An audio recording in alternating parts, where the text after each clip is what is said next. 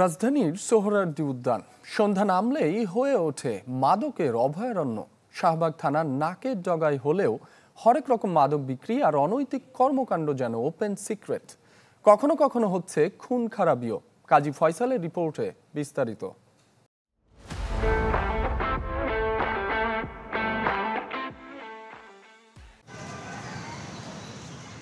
পাখির চোখে দেখলে এমন সৌন্দর্য যে কারো মন ছুঁয়ে যাবে অনায়াসে।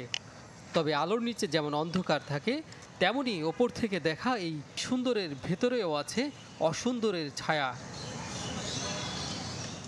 রাজধানীর সোহরাওয়ার্দী উদ্যান, যে ঐতিহ্যের প্রতিটি আনাচে কানাচে একসময় হেঁটেছে মুক্তিযুদ্ধের ইতিহাস, সময়ের পালাবদলে সেই গৌরবই এখন যেন হারিয়ে যাওয়া এক ইতিহাস।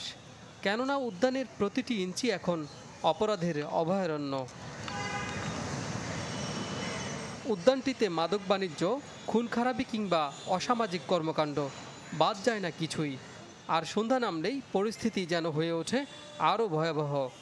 উদ্যানটির কোন গেটে কে মাদক বাণিজ্য চালাচ্ছে তাদের নাম পরিচয় জানা গেল এক নিরাপত্তা কর্মীর কথায়।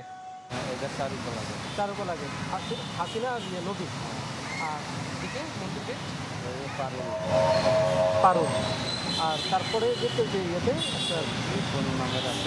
চ্যানেল একই, কিন্তু আলাদা আলাদা যার যার ব্যবসা সে চালায়, কিন্তু সিন্ডিকেট একজনের মাধ্যমে টাকা কালেকশন হয়।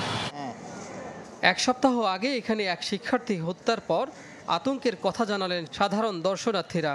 পরিবার নিয়ে বেড়াতে এসেও এক অজানা ভয় তাড়িয়ে বেড়াচ্ছে তাদের। আমরা দূর দূরান্ত থেকে আসি একটু নিরিবিলি বসার জন্য, ছেলে মেয়ে বউ বাচ্চা নিয়ে, কিন্তু সেখানে যদি এরকম অনাকাঙ্ক্ষিত ঘটনা, হত্যাকাণ্ডের মতো একটা ঘটনা ঘটে, আমরা তো সেফ না সেখানে। ঘটনার পর পুলিশ আনসার নিরাপত্তায় থাকলেও এখনও তেমন বদলায়নি চিত্র।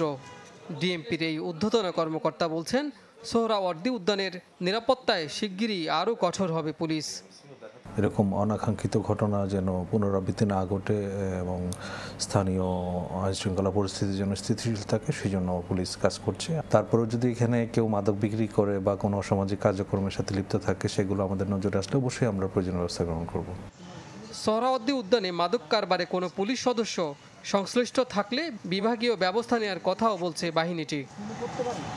কাজী ফয়সাল, চ্যানেল 24, ঢাকা।